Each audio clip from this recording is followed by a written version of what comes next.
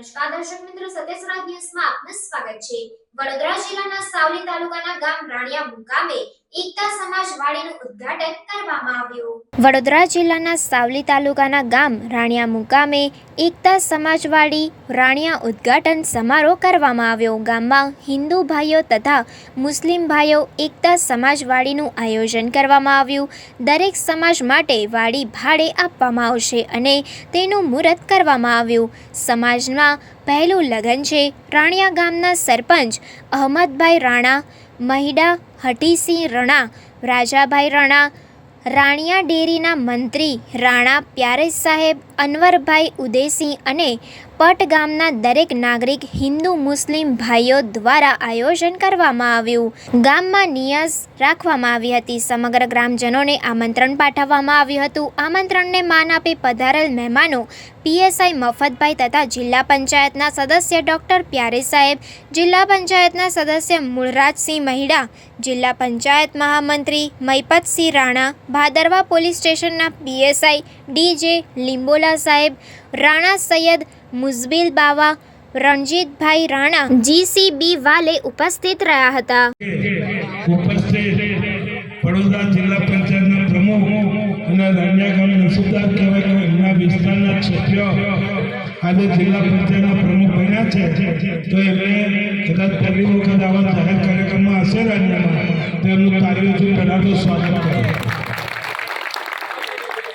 મારા ખાસ મિત્ર રાજુભાઈ મહિલાના સુપુત્ર અને ભાઈ મુખરાજસિંહ, ભાદરવાના સરપંચ અને તાલુકા ભાજપ પ્રમુખ મહિપતસિંહ, મારા ખાસ મિત્ર ઉપેન્દ્રસિંહ ગોહિલના સુપુત્ર યોગપાલસિંહ, આ ગામના સ્થાનિક અને હાલમાં નંદેસરી સર્વિસ કરે છે અને એમને નર્મદા જિલ્લામાં નોકરી થઈ છે એવા પીએસઆઈ શ્રી નાયક સાહેબ, ધર્મેન્દ્રસિંહ લીંબોરા સાહેબ, ભાદરવા પીએસઆઈ, સરપંચ હેમંતભાઈ, રાણા રણજીતભાઈ, મહિલા હઠીસિંહ, આપ સૌએ એક ખૂબ જ સરસ કામ કર્યું છે। તમને પહેલાં તો હું મુબારકબાદી પાઠવું છું અને અભિનંદન પાઠવું છું કે રાણિયાની જે ઇમેજ છે એ ઇમેજને તમે આખરે બદલી નાખી છે।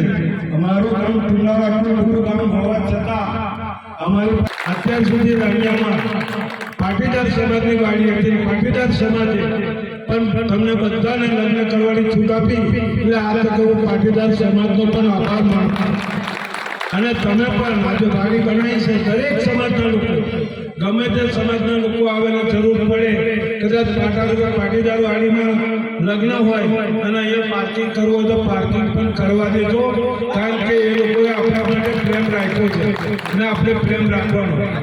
હવે મુરાદસિંહભાઈ ડૉક્ટર સાહેબે જે મારે કહેવાનું હતું તે બધું કહી દીધેલું છે, છતાંય એક મિનિટ મારે કહેવી પડશે કે આપણા ગામમાં મુસ્લિમ સમાજની કોઈ વાડી નહોતી। આપણા સમાજે ફૂલની પાકડી અમને આપી, એ દરમિયાન અમે આપણે એકતા સમાજવાડીનું અમારાથી બને એ રીતે અમે થોડું ટ્રાય કરી અને આટલા સુધી કામ પહોંચાડ્યું છે। ભવિષ્યમાં જ્યારે પણ અમારે જરૂર પડે હવે આપણે એમાં જોડાઈ ગયા છીએ, પણ ખૂબ સરસ કાર્ય કર્યું છે અને એથી સુંદર કાર્ય કર્યું હોય ને તેનું નામ રાખ્યું છે એકતાવાડી।